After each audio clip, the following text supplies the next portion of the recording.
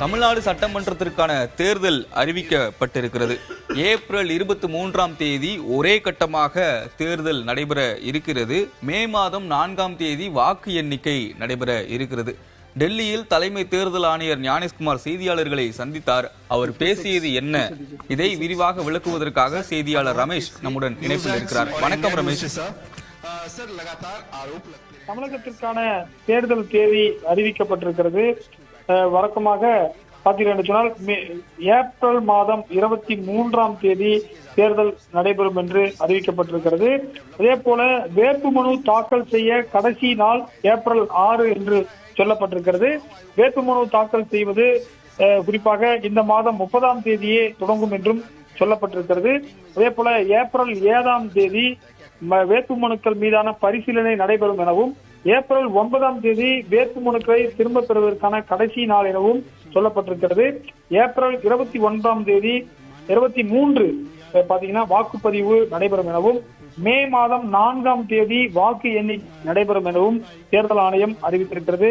அனைவரும் எதிர்பார்த்து காத்திருந்த தமிழக தேர்தல் தேதி வெளியாகி இருக்கிறது. இந்த தேதியை பொறுத்தவரை இந்திய தேர்தல் ஆணையம் அறிவித்திருக்கிறார்கள். குறிப்பாக ஞானேஷ்குமார் பேசும்போது குறிப்பாக பல்வேறு விஷயங்களை சொல்லியிருக்கிறார். அது மட்டும் இல்லாமல் ஒரு 5 வாக்காளர்களுக்கு கூட ஒரு வாக்குச்சாவடி வருஷ நாட்டில் ஏற்பாடு செய்யப்பட்டிருப்பதாக சொல்லியிருக்கிறார். எனவே ஜனநாயக நாட்டில் ஒவ்வொரு வாக்கும் முக்கியமானது என்பதை இதன் மூலமாக நமக்கு தெரியும். வேட்பாளர்கள் வேட்புமனுக்களை இந்த மாதம் 30ஆம் தேதி தொடங்கி 7 நாட்கள் வரை செய்யலாம் என்று சொல்லப்படுகிறது. அதே போல ஏப்ரல் 6ஆம் தேதிக்குள் வேட்பாளர்கள் 234 தொகுதிகளும் செய்ய வேண்டும் என்று சொல்லப்பட்டிருக்கிறது. நிறைய பேருக்கு இதுல எப்போது வேட்புமனு தாக்கல் செய்யலாம் என்று இல்லாமல் இருக்கிறது என்று சொன்னார்கள். ஆனால் நோட்டிபிகேஷன் ஆஃப் டேட் தான் நாமினேஷனுக்கான முதல் நாளாக கருதப்படும். எனவே மார்ச் மாதம் 30ஆம் தேதியே இந்த வேட்புமனு தொடங்கும் என்று சொல்லப்பட்டிருக்கிறது.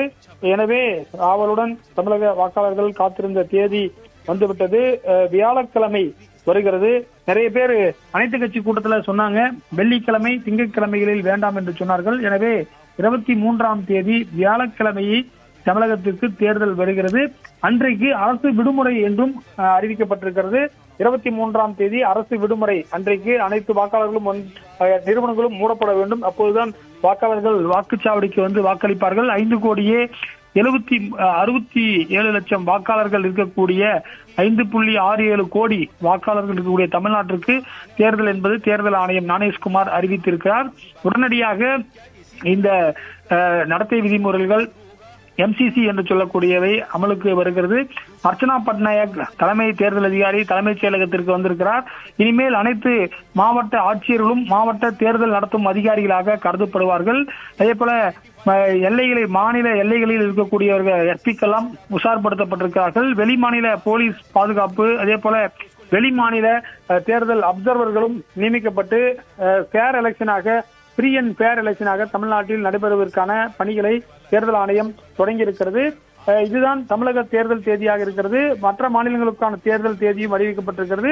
அரை மணி நேரத்தில் தனது செய்தியாளர் சந்திப்பை முடித்து விட்டார் ஞானேஷ்குமார். அதே போல தமிழகத்தை அடுத்த 5 ஆண்டுகள் ஆட்சி செய்ய போவது யார் என்பதை வரக்கூடிய மே மாதம் 4ஆம் தேதி தெரிய வரும். வேட்புமனு தாக்கல் மார்ச் 30ஆம் தேதி தொடங்குகிறது. மனு தாக்கல் செய்ய கடைசி நாள் ஏப்ரல் 6 சொல்லப்பட்டிருக்கிறது. இதுதான் தமிழக தேர்தல் தேதியாக இருக்கிறது. அங்கி தேர்தல் விதிமுறைகள் அமலுக்கு உடனடியாக வருகிறது அப்படின்னு தலைமை தேர்தல் ஆணையர் ஞானேஷ்குமார் தெரிவித்திருக்கிறார். அது தொடர்பான சிறு விளக்கம் கிடைக்குமா? நிச்சயமாக பார்த்தீர்கள் சொன்னால் தேர்தல் தேதியை பொறுத்தவரை இந்த முக்கியமான காலகட்டத்தில் 5 மாநிலத்திற்கும் அறிவிப்பு என்பது கொடுக்கப்பட்டிருக்கிறது. குறிப்பாக தமிழகத்தை பொறுத்தவரை ஏப்ரல் 23ஆம் தேதி சொல்லியிருக்கிறார்கள். அதே போல மற்ற மாநிலங்களுக்கான தேர்தல் தேதியும் நடைபெறும் என்று சொல்லப்பட்டிருக்கிறது. முக்கியமான தேதி தமிழ்நாட்டில் பாத்தீங்கன்னா ஒன்று ஏப்ரல் 23, மற்றொன்று மே மாதம் 4ஆம் தேதி ஆகிய 2 தேதிகளை நம்ம முக்கியமாக குறித்துக் கொள்ள வேண்டும். அது மட்டும் இல்லாமல் இன்னமும் தமிழகத்தில் பெரும்பாலான அரசியல் கட்சிகள் இன்னமும் தங்களது கூட்டணி நிலைப்பாட்டையே தெரிவிக்காத இருக்கக்கூடிய சூழலில் தற்போது தேர்தல் தேதி என்பது அறிவிக்கப்பட்டிருக்கிறது. குறிப்பாக வாக்காளர்கள் தங்களுடைய பெயர் வாக்காளர் பட்டியலில் இருக்கிறதா என்பதை தேர்தல் ஆணைய இணையதளத்தில் சென்று கூட அவர்கள் உடனடியாக கூட செக் பண்ணிக்கலாம். இன்னமும் கால அவகாசம் இருக்கிறது.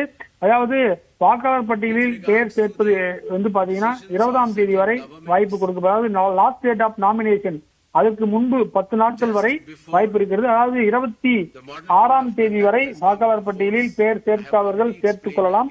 அதாவது அவர்கள் துணை பட்டியலில் வெளியிடப்படும் என்று எதிர்பார்க்கப்படுகிறது. எனவே இனிமேலும் வாக்காளர் பட்டியலில் யாராவது பெயர் சேர்க்காமல் இருந்தால் அவர்கள் வரக்கூடிய 26ஆம் தேதி வரை பெயர்களை சேர்த்துக் கொள்ளலாம் என்று தேர்தல் ஆணையம் சொல்லியிருக்கிறது. இன்னமும் தேர்தலுக்கான தேதி அறிவிக்கப்படாமல் இருப்பதாக சொல்லப்பட்டிருந்த நிலையில் இப்போது தேர்தல் தேதி வந்துவிட்டதால் அரசியல் கட்சிகள் தங்களுடைய பிரச்சாரத்தை தொடங்குவார்கள் என்று தெரிகிறது. இன்றைக்கு தேதி 14. நிச்சயமாக இன்னமும் 15 நாட்களில் நாமினேஷன் ஸ்டார்ட் ஆகுது. எனவே ஒவ்வொரு கட்சியும் வேட்பாளர்களை தேர்வு செய்ய வேண்டிய ஒரு சூழலுக்கு இன்னும் 2 வாரத்தில் வேட்பாளர்களை தேர்வு செய்தால்தான் இந்த மாதம் 30ஆம் தேதி நாமினேஷனை அவர்கள் தொடங்க முடியும். அதற்கு பிறகும் 5 நாட்கள் தான் கால அவகாசம் இருக்கிறது. அங்கேஸ்வரன். ரமேஷ், தேர்தல் தேதி இன்று அறிவிக்கப்பட்டிருக்கிறது. வாக்கு பதிவுக்கு இடைப்பட்டு ஒரு ஏறத்தாழ 40 நாட்கள் இடைவெளி இருக்கிறது. கடந்த ஆண்டு 27 நாட்கள் இடைவெளி இருந்ததை பார்க்க முடிந்தது. ஏறத்தாழ இந்த 40 நாட்கள் அரசியல் கட்சிகளுக்கு போதுமானதுதானா? நிச்சயமாக போதுமானதான். கடந்த முறை நீங்கள் சொன்னது போல குறைவாக இருந்தது. இந்த முறை கொஞ்சம் அதிகமா இருக்கு. காரணம் என்னன்னா ஏப்ரல் 6ஆம் தேதியே எலெக்ஷன் நடந்தது. 2021 பாத்தீங்கன்னா ஏப்ரல் 6ஆம் தேதி வந்துச்சானா இந்த முறை ஒரு கிட்டத்தட்ட ஒரு 18-19 நாள் எக்ஸ்ட்ரா கிடைக்குது. எனவே கடும் வெயில் இருக்கும், அதையும் நம்ம பார்க்கணும். இப்பதான் சென்னையில பாத்தீங்கன்னா வெயில், கடுமையான வெயில், சுட்டெரிக்கும் வெயில் தொடங்கி இருக்கிறது. எனவே கடுமையான வெயில்ல வேட்பாளர்கள் பிரச்சாரம் செய்ய வேண்டிய ஒரு சூழல் இருக்குது. மக்களும் குறிப்பாக கேம்பெயினுக்கு போவாங்க, அவர்களும் இந்த வெயிலை கட்டாயமாக பொறுத்துக் கொள்ள வேண்டிய ஒரு சூழல் இருக்கும். நிச்சயமாக நிறைய கட்சிகள் என்ன சொன்னாங்கன்னா ஆல் பார்ட்டி மீட்டிங்ல இந்த தேர்தல் தேதிக்கும் வாக்குப்பதிவு குறிப்பாக நாளுக்கும் எண்ணிக்கை நாளுக்கும் நிறைய கால கடந்த முறை பாத்தீங்கன்னா 30 நாள் பக்கம் இருந்ததுனால அது ஒரு நிறைய போலீஸ் போட்டு அந்த சென்டர் எல்லாம் பாதுகாக்க வேண்டிய சூழல் இருந்து. ஆனால் இந்த முறை அது மாதிரி இல்ல. தேர்தல் பாத்தீங்கன்னா ஏப்ரல் 23 நடந்துச்சுன்னா கிட்டத்தட்ட ஒரு 15 நாட்களுக்குள்ளே ஒரு 11 நாட்களுக்குள்ளேயே உங்களுக்கு ரிசல்ட் கிடைச்சிருது. ஆனா கடந்த முறை பாத்தீங்கன்னா 30 நாட்களுக்கு மேலாக காத்திருக்க வேண்டிய ஒரு சூழல் இருந்தது. அந்த சூழல் தற்போது மாறி இருக்கிறது. அங்கேஸ்வரன், விரிவான தகவல்களை வழங்குனீங்க. நன்றி ரமேஷ்.